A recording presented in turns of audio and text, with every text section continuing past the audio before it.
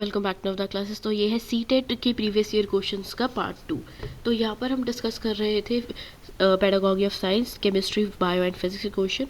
तो यहाँ पर हम क्वेश्चन नंबर 22 से कंटिन्यू कर रहे हैं। क्वेश्चन नंबर 1 से 21 जो है प्रीवियस वीडियो में है। तो इस क्वेश्चन में पूछा गया the gland, largest gland in the human body. तो सबको पता है जो लार्जेस्ट ग्लैंड है हमारी ह्यूमन बॉडी में वो है लिवर। लिवर जो है लार्जेस्ट ग्लैंड भी है और इंटरनल ऑर्गन भी प्रेजेंट है। ये इंपॉर्टेंट इसलिए क्योंकि ये बाइल जूस से क्रिएट करता है और बाइल जूस इंपॉर्टेंट होता है जो फैट्स होते हैं, कॉम्प्लेक्स फैट्स, उनको डाइजेस्ट करने में और हमारी बॉडी में डिटॉक्सिफाई, जो भी हार्मफुल चीज़ें हैं उनको रिमूव करने के लिए। अगला जो क्वेश्चन है वो है what is the most appropriate method for teaching abstract science concept to primary student. देखो जो प्राइमरी स्टूडेंट होते हैं, छोटे बच्चे, उनको खाली लेक्चर मेथड से नहीं पढ़ा सकते, उनको खाली किताब रीडिंग टेक्स्ट बुक से भी नहीं करवा सकते और रट्टा तो हम बिल्कुल ही बजवा सकते हैं। जो मेन इंपॉर्टेंट चीज़ होती है वो है डेमोन्स्ट्रेशन मेथड यूजिंग मॉडल्स। मतलब उनको चीज़ें दिखा के फिर समझानी चाहिए ताकि उनकी जो इमेजिनेशन थिंकिंग है वो बढ़े। और पियाजे की जो थ्योरी है वो भी यही कहती थी। नेक्स्ट क्वेश्चन जो है केमिस्ट्री का है, rusting of iron is an example of. जितने भी मेटल है वो बहुत ज़्यादा रिएक्टिव होते हैं। जैसे ही वो एयर या मॉइस्चर के कांटेक्ट में आते हैं वो ऑक्सीजन के साथ रिएक्ट कर जाते हैं और उनकी ऊपर वाली जो लेयर होती है वो ख़राब हो जाती है। तो जैसे आयरन की जब ऊपर वाली लेयर ख़राब हो जाती है उसको रस्टिंग कहते हैं। सिल्वर यानी कि चांदी जब ऊपर से काली हो जाती है उसको टार्निशिंग ऑफ सिल्वर कहते हैं। तो यहाँ पर हो क्या रहा है, जो मेटल है वो ऑक्सीजन से रिएक्ट कर रहा है, उसकी ऑक्सीडेशन हो जाती है। तो रस्टिंग ऑफ आयरन भी किसका एग्जाम्पल है? ऑक्सीडेशन का एग्जाम्पल है। अगला क्वेश्चन है which type of mirror is use as rear view mirror in vehicles.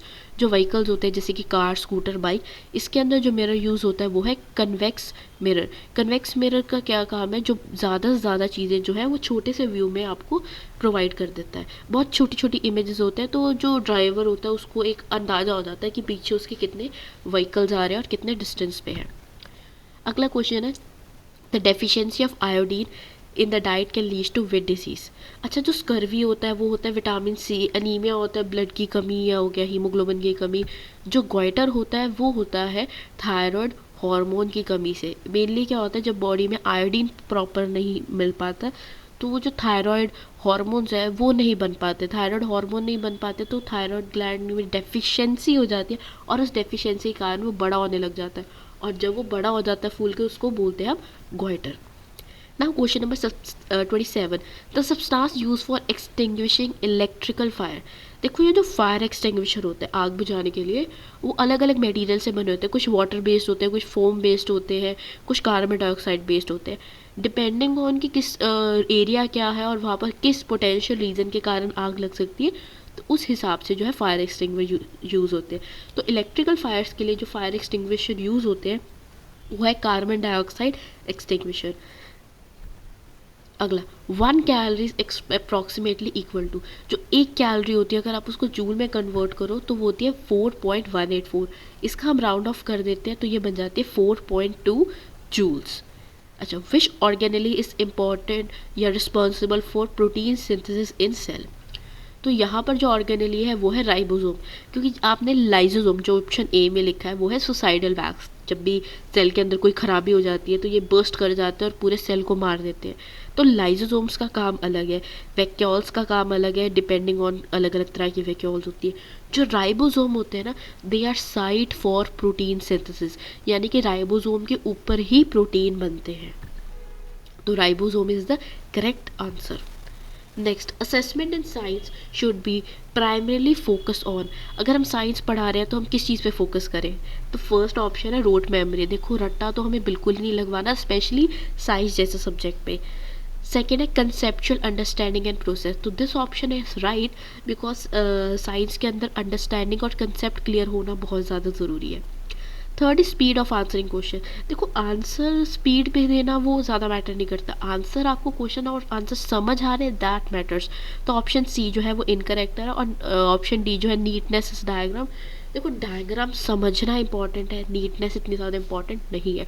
तो यहाँ पर जो करेक्ट ऑप्शन है वो है बी पार्ट, क्योंकि जितनी क्लैरिटी होगी, जितना वो एक्सपेरिमेंटेशन और ऑब्जर्वेशन से समझेगा, बच्चे की क्रिटिकल जो थिंकिंग है वो उतनी ज़्यादा बढ़ेगी। नाउ क्वेश्चन नंबर 31, ये एनवायरमेंटल साइंस का क्वेश्चन है। The main component of natural gas. तो जो नेचुरल गैस होती है वो होती है methane. Next question, the phenomena responsible for twinkling of stars. जो ट्विंकलिंग ऑफ स्टार्स होते हैं वो होते हैं एटमॉस्फेरिक रिफ्रैक्शन के कारण। देखो रिफ्लेक्शन होते हैं कि लाइट रिफ्लेक्ट होके वापस आ जाती है, डिस्पर्जन में क्या होता है लाइट फैल जाती है, बट एटमॉस्फेरिक रिफ्रैक्शन में वो एक पर्टिकुलर एंगल पे रिफ्लेक्ट होके आपके पास पहुंच रही है। तो जितने भी प्लैनेट्स होते हैं या फिर सनलाइट होती है, जो सूरज उगता है तो वो थोड़ा सा रेडिश ऑरेंजिश कलर का क्यों हमें दिखता है, उन सबके जो रीज़न है वो है एटमॉस्फेरिक रिफ्रैक्शन। तो now question number 33 is of biology, which instrument is use to measure humidity. Humidity होती है हवा के अंदर नमी, कितना पानी है, और पानी जो वर्ड आता है वो आता है हाइड्रो से, तो यहाँ पर आ जाएगा hygrometer. Baking soda is chemical name of, तो ये इंपॉर्टेंट है, सोडियम कार्बोनेट, सोडियम बाइकार्बोनेट। देखो सोडियम क्लोराइड जो ऑप्शन नंबर बी पे है वो तो आपका कॉमन सॉल्ट है, तो सोडियम कार्बोनेट और बाइकार्बोनेट बच्चे कंफ्यूज होते हैं। जो बेकिंग सोडा है वो है NaHCO3, जो दूसरे वाला है वो है बेकिंग पाउडर। दोनों के अंदर डिफरेंस सीखना ज़रूरी है। अच्छा, now question number 35, in a simple electric circuit direction of conventional current is taken as. अच्छा, करंट की डायरेक्शन क्या होती है इलेक्ट्रिक सर्किट में, तो करंट की जो डायरेक्शन होती है वो है from positive to negative terminal. Scurvy is caused by deficiency of which vitamins. देखो विटामिन ए है तो उसकी डेफिशिएंसी से नाइट ब्लाइंडनेस जैसी चीज़ें होती है, या फिर कॉर्निया हार्ड होने लग जाता है। विटामिन बी की डेफिशिएंसी से प्रिकॉशनस एनीमिया या फिर और भी नर्वस प्रॉब्लम हो जाती है। जो विटामिन सी है, एस्कॉर्बिक एसिड की कमी जो है उसके कारण होता है स्कर्वी। अच्छा, जो विटामिन के है उससे ब्लड क्लॉटिंग की प्रॉब्लम आती है। अगर विटामिन के प्रॉपरली प्रेजेंट नहीं है तो ब्लड क्लॉटिंग नहीं हो पाती है। तो यहाँ पर जो सही आंसर है वो है विटामिन सी, एस्कॉर्बिक एसिड, जिसकी कमी से स्कर्वी हो जाती है। और उसके सिम्टम्स क्या है विटामिन सी की कमी के, कि जो गम्स है उसमें ब्लीडिंग होना स्टार्ट हो जाती है और बॉडी में वीकनेस आ जाती है। Now major green house gas contributing to global warming. Global warming क्या है, हमारी अर्थ का जो टेम्परेचर बढ़ रहा है जिसके कारण ग्लेशियर्स पिघल रहे हैं उसको ग्लोबल वार्मिंग बोलते हैं। तो आजकल जो कार्बन डाइऑक्साइड गैस है वो बहुत ज़्यादा प्रोड्यूस हो रही है, क्योंकि कार हो गया या फिर इंडस्ट्रीज़ की चिमनीज होगी। जो कार्बन डाइऑक्साइड गैस है ना, ये जितनी भी हीट होती है ये अर्थ में ट्रैप कर लेती है। वो हीट बढ़ने की वजह से ही ग्लेशियर्स आजकल पिघल रहे हैं। तो मेजर जो कारण है ग्रीन हाउस गैस जिसके कारण ग्लोबल वार्मिंग आ रही है वो है carbon dioxide. Now question number 38, which activity best promotes the skill of observation in science class. देखो writing board from notes from black board वो तो बस देखा और लिखना हो गया। साइलेंटली चैप्टर पढ़ना that is not it. Science में आपको कैलकुलेशन, ऑब्जर्वेशन, एक्सपेरिमेंटेशन ज़रूरी है। तो जो सी पार्ट है, recording data during an experiment, वो सही ऑब्जर्वेशन जो है, ऑब्जर्वेशन स्किल एक साइंस क्लास में सीखी जा सकती है। लिसनिंग टू टीचर लेक्चर भी एक सही एग्जाम्पल नहीं है साइंस क्लास का। तो जो करेक्ट ऑप्शन है वो है recording data during an experiment. Now pH value of water. देखो जो हमारा पीएच स्केल होता है वो होता है 1 to 14, जिसमें 1 से 6 होता है एसिडिक, 7 होता है न्यूट्रल और 8 से 14 होता है बेसिक। तो ये जो 0 वाला आ जाएगा वो एसिडिक हो जाएगा, 7 जो है वो वाटर का यानी कि न्यूट्रल हो जाएगा, और ये जो 14 है वो आ जाएगा आपका बेस का, और लेस देन 7 भी एसिडिक में कंसिडर होगा। तो जो प्योर वाटर है वो न्यूट्रल होता है और उसकी पीएच होती है 7, एकदम exact 7। Now question number 40, a body continues to be in a state of rest और uniform motion unless acted upon by an external force. ये एक न्यूटन का लॉ है और ये न्यूटन का फर्स्ट लॉ है कि अगर कोई बॉडी रेस्ट पे है वो रेस्ट पे ही रहेगी जब तक वो एक्सटर्नल फोर्स अप्लाई नहीं होगी, और अगर वो मोशन में है तो वो मोशन में ही रहेगी जब तक उसके ऊपर कोई एक्सटर्नल फोर्स अप्लाई नहीं होगी। Now question number 41, which hormone regulate the sugar level in blood. तो जो थायरॉक्सिन हार्मोन जो ऑप्शन नंबर 1 है वो थायराइड ग्लैंड रिलीज करता है, और थायराइड ग्लैंड का जो लेना देना है वो हमारी बॉडी के मेटाबॉलिज्म से है। जो सेकंड ऑप्शन है वो है एड्रेनलिन, वो एड्रेनाइन ग्लैंड जो किडनीज के ऊपर प्रेजेंट होता है वो रिलीज़ करता है, और वो स्ट्रेस वाली सिचुएशन में रिलीज़ होता है। जो थर्ड ऑप्शन है वो करेक्ट ऑप्शन है इंसुलिन, जो जब कभी शुगर लेवल बढ़ जाता है ब्लड में तो इंसुलिन उसको मेंटेन करती है। जो फोर्थ ऑप्शन टेस्टोस्टेरोन है वो एक गलत ऑप्शन है, क्योंकि टेस्टोस्टेरोन जो होता है वो टेस्टिस रिलीज़ करती है और उसका ब्लड शुगर लेवल से कोई लेना देना नहीं है। तो इंसुलिन एक ऐसा हार्मोन है जो पैनक्रियास सिक्रीट करता है, जिससे जो ग्लूकोज है वो ब्लड स्ट्रीम से सेल्स के अंदर एंटर करता है, जिसके कारण जो ब्लड के अंदर जो शुगर लेवल है वो कम हो जाता है। अच्छा, प्योरेस्ट फॉर्म ऑफ कार्बन, जो प्योरेस्ट फॉर्म ऑफ कार्बन वो है डायमंड। एक क्रिस्टलाइन फॉर्म होता है, बहुत ही हार्ड स्ट्रक्चर होता है और वो मेनली कार्बन से ही बना होता है। Now question number 43, it is of physics. If the velocity of an object is double, its kinetic energy become. तो सबसे पहले आपको समझना पड़ेगा काइनेटिक एनर्जी का formula which is half mv²। और यहाँ पर उन्होंने बोला है कि उन्होंने वेलोसिटी क्या कर दी, डबल कर दी। वेलोसिटी डबल होगी यानी कि 2 का स्क्वायर हो गया, 2 का स्क्वायर हो गया तो इट बिकम्स 4। तो ये प्रोपोर्शनल बन जाएगी, it is proportional to the square of velocity. Now question number 44, a disease that spreads from one person to another. देखो, एक होते हैं कम्युनिकेबल डिजीज़। कम्युनिकेबल मतलब जो एक से दूसरे को ट्रांसफ़र हो जाते हैं, नॉन कम्युनिकेबल तो ट्रांसफ़र नहीं होने वाले। अच्छा, जो डेफिशिएंसी और क्रॉनिक डिजीज़ है, डेफिशिएंसी मतलब किसी चीज़ की कमी से होते हैं जो, तो वो तो एक से दूसरे से भी ट्रांसफ़र नहीं होते। क्रॉनिक जो लंबे समय तक चलते हैं। तो यहाँ पर जो करेक्ट ऑप्शन है वो है कंटेजियस, जिसका दूसरा वर्ड है communicable disease. Now question number 45 जो है एनवायरमेंटल साइंस से, which one of the following is not a fossil fuel. देखो, फॉसिल फ्यूल वो होता है जो हमें deep buried in the ground मिलता है और नॉर्मली हम उसको बर्न करते हैं टू एनर्जी बनाने के लिए। तो कोल, पेट्रोलियम, नेचुरल गैस, ये सब हमें अर्थ के अंदर से मिलते हैं और इनको हम बर्न करते हैं ताकि हम एनर्जी जनरेट कर सकें। तो जो एक मात्र जो है वो वुड है जो हमें बेरिड यानी कि ज़मीन के नीचे से नहीं मिलता, क्योंकि कोल, पेट्रोलियम और जो आपकी नेचुरल गैस है वो सारी की सारी आपको अर्थ के अंदर बेरिड मिलती है। जो वुड है वो एक बायोमास फ्यूल है जो आपको अबव द अर्थ मिल रहा है। Now question number 46, what does a good science curriculum emphasize on. देखो, हमने पहले भी डिस्कस करा है कि जो साइंस है ना वो डिपेंड करता है एक्सपेरिमेंटेशन, ऑब्जर्वेशन, क्रिटिकल थिंकिंग पे। तो अगर हम हिस्ट्री वगैरह पढ़ रहे हैं तो वो तो साइंस के लिए सही नहीं है। तो साइंस के अंदर हमें इंपॉर्टेंस देनी होती है कि किस तरह हम साइंस को बाकी चीज़ों के साथ कोलैबोरेट कर सकते हैं। जैसे ऑप्शन सी है डिटेल टेक्स्ट बुक रीडिंग, वो भी सही नहीं है। मेमोराइजेशन ऑफ साइंटिफिक टर्म, क्योंकि हम रोट मेमोरी प्रमोट नहीं करना चाहते, इसलिए ऑप्शन डी भी क्या है, गलत है। तो जो करेक्ट ऑप्शन है वो है option B, the integration of science with other subject. Now question number 47, which acid is present in gastric juice. तो गैस्ट्रिक जूस के अंदर प्रेजेंट होता है हाइड्रोक्लोरिक एसिड, और ये हाइड्रोक्लोरिक एसिड है वो स्टमक में प्रेजेंट होता है ताकि अगर कोई भी बैक्टीरिया आपके स्टमक में एंटर कर गया खाने के थ्रू तो वो उसको किल कर सके। और दूसरा जो HCl यानी कि हाइड्रोक्लोरिक एसिड का काम होता है पेप्सिन जैसे एंजाइम को वो एक्टिवेट करता है ताकि प्रोटीन्स डाइजेस्ट होना स्टार्ट हो सके। Next question is question number 48, which instrument is use to measure electric current. देखो, वोल्ट मीटर वोल्टेज के लिए होता है और एम मीटर होता है करंट के लिए। तो correct answer is M metre.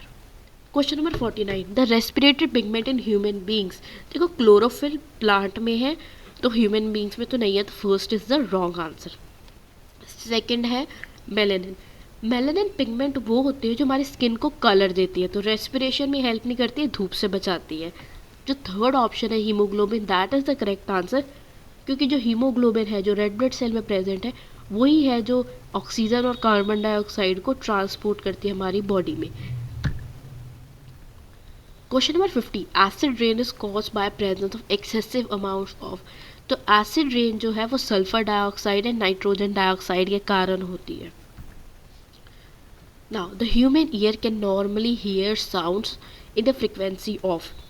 तो ऑप्शन जो सी है 20 हर्ट्स टू 20,000 हर्ट्स, ये सही आंसर है, क्योंकि 20 हर्ट्स के बिलो अल्ट्रासोनिक वेव होती है, वो डॉग्स या डॉल्फिन जैसे लोग सुन सकते हैं। जैसे अर्थक्वेक की फ्रिक्वेंसी भी 20 हर्ट्स से बिलो होती है। 20,000 हर्ट्स से ज़्यादा भी इंसान नहीं सुन सकता, इंसान जो है प्रिसाइजली 20 टू 20,000 हर्ट्स तक ही सुन सकता है। तो यहाँ पर भी लिखा है जो 20 हर्ट्ज से नीचे वो है इंफ्रासोनिक और 20 हर्ट्ज से ज़्यादा है वो है ultrasonic.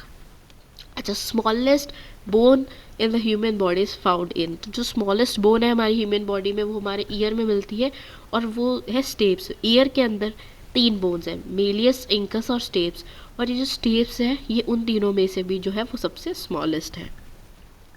Question number 53, the process of coating iron with a thin layer of zinc prevent rusting is called. अच्छा, ये जो जिंक की कोटिंग होती है आयरन के ऊपर, ताकि आयरन जो है डायरेक्ट हवा या मॉइस्चर के कांटेक्ट में ना आए और ख़राब ना हो और उसे जंग ना लगे, तो आयरन के ऊपर अब जिंक की कोटिंग कर देते ताकि आयरन ना एयर के कांटेक्ट में आएगा ना उसको जंग लगेगा, तो इसको हम बोलते हैं galvanisation. Coating of zinc is called galvanisation. अच्छा, question number 54, which pedagogical resource should be use to teach human about structure of solar system. तो यहाँ पर जो करेक्ट आंसर है वो है working model of solar system, क्योंकि बच्चे जितना ही प्रैक्टिकल विजुअलाइजेशन करेंगे, जितना 3D मॉडल को स्टडी करेंगे, उतनी उनकी कंसेप्चुलाइजेशन और क्रिटिकल थिंकिंग इंक्रीज होएगी। It is better than 2D या सिंपल डायग्राम्स। क्वेश्चन नंबर 55, ऐसा unit of electric charge is, तो चार्ज की जो यूनिट होती है वो है Coulomb's. Question number 56, which micro organism is caused bye causes typhoid fever. जो टाइफॉइड है वो सेल्मोनेला टाइफी नाम के बैक्टीरिया से होता है, तो correct answer is bacteria. Question number 57, which element is crucial for formation of bones and teeth. तो सबको पता है कैल्शियम इज इम्पॉर्टेंट, कैल्शियम ही है जो हमारे बोन्स और टीथ को स्ट्रॉन्ग करवाता है, उनको हार्डनेस देता है और उनको स्ट्रेंथ देता है। क्वेश्चन नंबर 58, ये एनवायरमेंटल साइंस का है, deforestation generally leads to decrease in. देखो, डिफॉरेस्टेशन का मतलब है पेड़ों को काटना। पेड़ों को काटने से जो कार्बन डाइऑक्साइड है पेड़ यूज़ नहीं कर पाएंगे और ऑक्सीजन नहीं बना पाएंगे। तो यहाँ पर अगर आप क्वेश्चन ध्यान से पढ़ो, यहाँ लिखा हुआ डिक्रीज इन, डिफॉरेस्टेशन होएगी, कार्बन डाइऑक्साइड बल्कि बढ़ जाएगी। तो बच्चे ये गलती करते हैं, कार्बन डाइऑक्साइड पे टिक कर देते हैं। तो क्या चीज़ कम हो जाएगी? हाँ, जो बारिश आना है वो कम हो जाएगी, क्योंकि पेड़ नहीं होंगे, वाटर साइकिल सही से काम नहीं करेगी, तो बारिश कम होगी। क्वेश्चन नंबर 59 जो फिजिक्स का है, what happens to the friction when surface are polished. देखो, फ्रिक्शन एक ऑपोजिट फोर्स है, सरफेस जितना रफ होगा ना उतनी जो है वो फ्रिक्शन ज़्यादा होएगी। अब उन्होंने बोला वो पॉलिश सरफेस है, तो फ्रिक्शन भी क्या होएगी? कम होगी। Question number 60, the term science process skills में रेफर्स टू। तो जो साइंस प्रोसेस स्किल्स का मतलब है ऑब्जर्विंग, इन्फेयरिंग एंड एक्सपेरिमेंटिंग, क्योंकि साइंस का मतलब ही है कि आप उसको ध्यान से समझ रहे हैं, आप उसका कंसेप्ट समझ रहे हैं, उसको ध्यान से ऑब्जर्व कर रहे हैं और एक्सपेरिमेंट कर रहे हैं। Question number 61, which is of biology, which part of plant converts light into chemical energy. तो सबको पता है प्लांट के अंदर जो लीफ है वहाँ पर फोटोसिंथेसिस होती है, और वो जो फोटोसिंथेसिस है उसमें लाइट की मदद से खाना बन रहा है, तो वहीं पर ही क्लोरोप्लास्ट जो लीफ के अंदर है वहीं पर ही लाइट एनर्जी जो है केमिकल एनर्जी में कन्वर्ट होती है। तो question number 62, it is of chemistry, when an acid react to base the products are salt and water. It is simple, acid plus base gives you salt and water. The correct option is C, which is water. It is neutralization reaction. Question number 63 is of physics. The potential difference across यानी कि जो voltage है वो है 12 volt और resistance है 4, तो current होता है V upon R. Question number 64, the primary cause of polio is. तो पोलियो जो है वो एक वायरस के कारण होता है, पोलियो वायरस के कारण।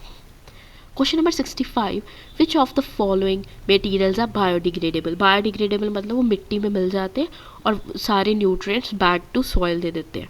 तो प्लास्टिक को अगर आप मिट्टी में डालोगे, प्लास्टिक डिग्रेड नहीं होगा, हाँ वो छोटे हिस्सों में ब्रेक डाउन हो जाएगा लेकिन वो प्लास्टिक ही रहेगा। कांच जो है वो भी मिट्टी से बना हुआ है, तो इन एंड वो भी वापस मिट जाएगा मिट्टी में। वेजिटेबल्स भी, aluminium, it is also natural resource.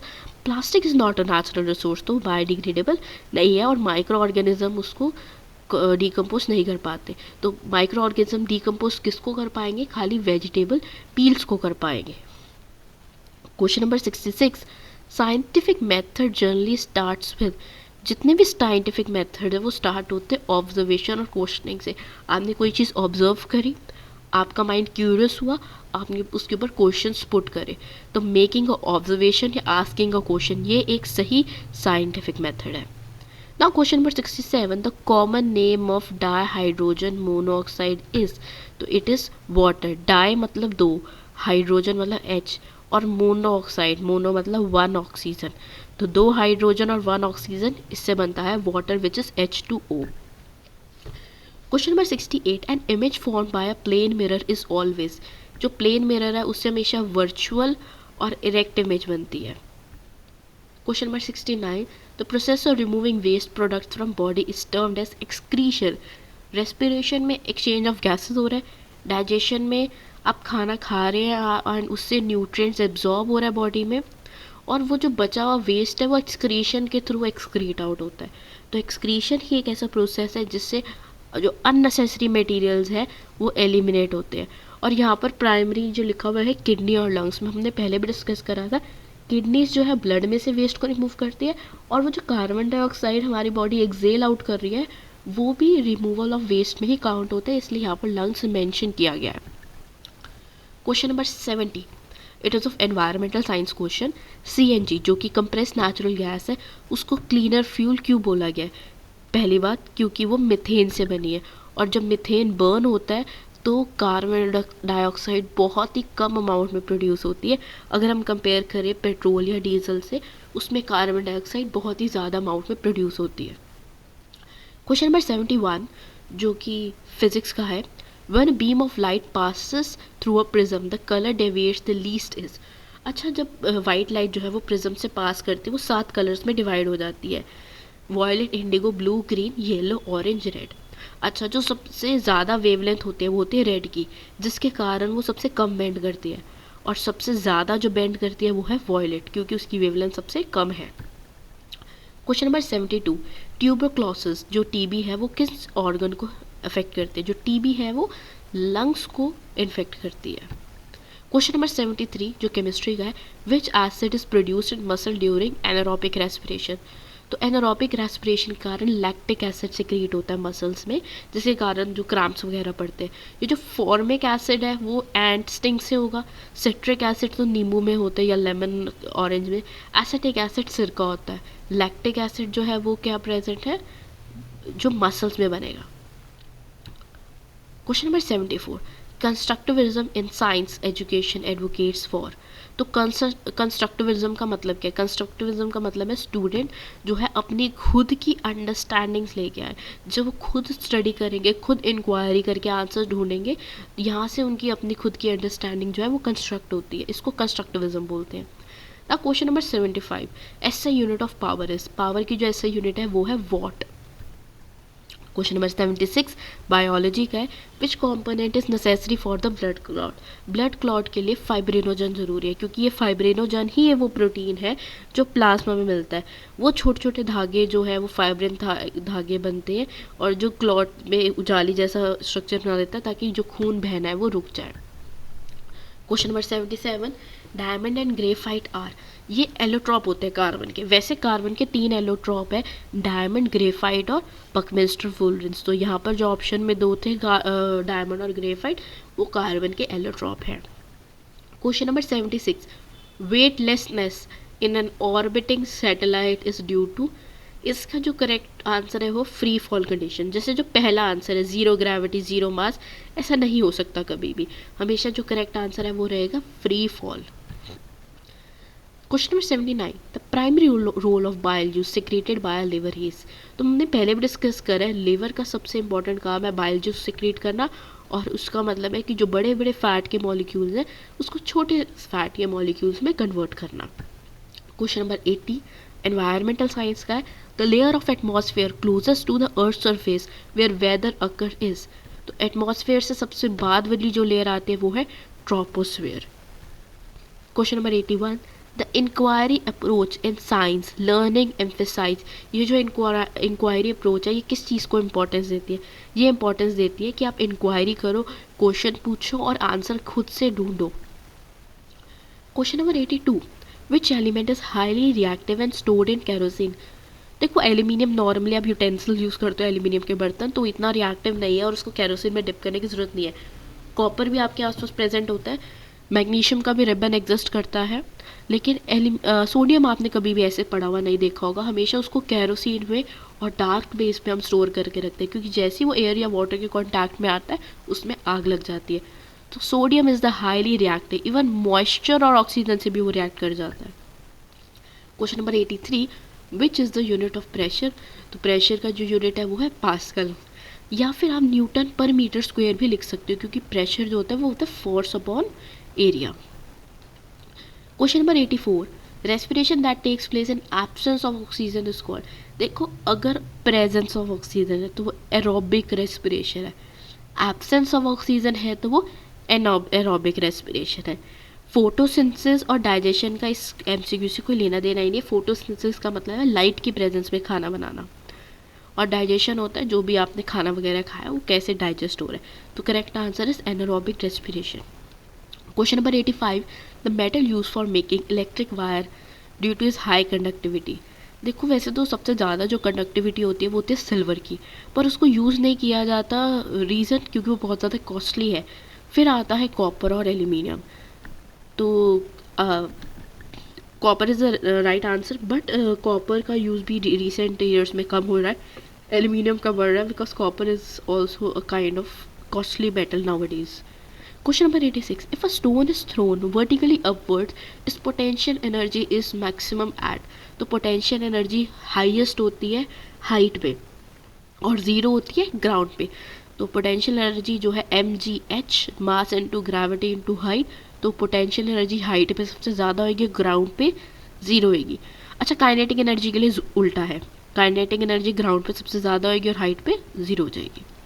Question number 87, the part of I that control the amount of light entering in the. अच्छा, रेटिना जो होता है उस पर इमेज बनती है, जो भी आप देखते हो। लेंस जो है वो लाइट को रेटिना तक पहुंचाता है ताकि एक इमेज फॉर्म हो सके। जो कॉर्निया है या जो प्यूपिल है वो डिसाइड करता है कि कितनी लाइट एंटर करेगी, और जो प्यूपिल है मेनली वो ही है जो लाइट को रेगुलेट करता है, और आइरिस उसके बाहर का वो कलर वाला पार्ट है, वो मसल्स हैं जो कंट्रोल करते हैं कि कितनी लाइट एंटर करेगी प्यूपिल से। अच्छा, major source of sulphur dioxide pollution है। जो सल्फर डाइऑक्साइड है जो मेनली प्रोड्यूस होता है, इवन नाइट्रोजन डाइऑक्साइड, वो कोल या पावर प्लांट यानी कि इंडस्ट्रीज से ही जनरेट होता है सबसे ज़्यादा, व्हीकल से नहीं। ना question number 89, which of the following is not a characteristic of scientific attitude. अच्छा, साइंटिफिक एटीट्यूड जो है वो बिलीव करता है सब कुछ क्वेश्चनिंग में, टेस्टिंग में, एविडेंस में, एक्सपेरिमेंट में, ऑब्जर्वेशन में। डॉगमेटिज्म यानी कि कोई चीज़ है तो बस है, ब्लाइंडली बिलीव करने में बिलीव नहीं करती साइंस, साइंस रीजंस मांगती है। Question number 90, the process of separation of insoluble solid from a liquid using a liquid paper. बहुत ईजी है, क्वेश्चन के अंदर ये आंसर लिखा होता है, that is filtration. Filter paper से आप कुछ सेपरेट करोगे, सॉलिड पार्ट ऊपर आ जाएगा और लिक्विड जो है फिल्टर होकर नीचे आ जाएगा। Question number 91, the unit of electrical resistance is. तो रेजिस्टेंस की यूनिट होती है ओम। वोल्ट जो है वोल्टेज की है, एम्पियर जो है करंट की है, ओम रेजिस्टेंस की, और जो फैराडे है वो चार्ज की यूनिट है। तो करेक्ट आंसर इस रेजिस्टेंस की है ओम, और ओम का सिंबल यहाँ स्क्रीन पे मेंशन है। Question number 92, the cell wall is exclusively found in. देखो, एनिमल सेल्स में सेल वॉल नहीं होती, हम ह्यूमन से, हम भी एनिमल में कंसिडर होते हैं, तो हमारे अंदर भी सेल वॉल नहीं, सेल वॉल खाली मिलती है आपको प्लांट सेल में। हम एनिमल्स में या ह्यूमंस में एक फ्लेक्सिबल सेल मेम्ब्रेन होते हैं, कोई भी रिजिड सेलुलोज से बनी हुई सेल वॉल हम में नहीं होती, प्लांट्स में होती है। Question number 93, the chemical formula of common salt. जो कॉमन सॉल्ट है वो है NaCl, sodium chloride. Question number 94 जो है फिजिक्स का, if an object covers equal distance in equal interval of time the motion is said to be. अगर equal time में equal distance cover हो रहा है उसको बोलते हैं uniform motion.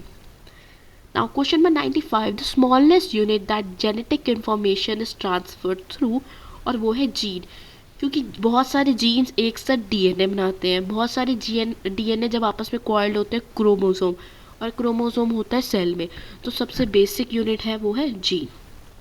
Question number 96, which gas is mainly responsible for green house effect.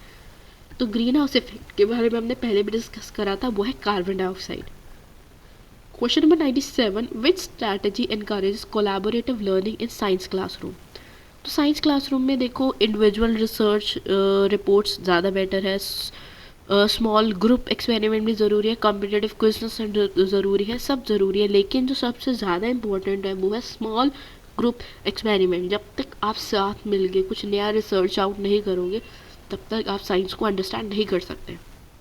Question number 98 is of chemistry, which process of converting solid directly into gas without passing through a liquid state। जो solid है वो direct gas में convert हो जाता है with the help of sublimation. इस जैसे camphor जो होता है या फिर ड्राई आइस, वो डायरेक्टली गैस बन जाती है। Question number 99, the SI unit of work and energy is. Work energy का जो एसआई यूनिट है वो है joule. And last question 100 question is of biology, which of the following is water brown disease. ये कौन सा डिजीज जो है वो गंदे पानी के कारण हो रहा है, और वो है कॉलेरा। Thank you. और क्वेश्चंस के लिए आप प्लेलिस्ट चेकआउट कर सकते हैं।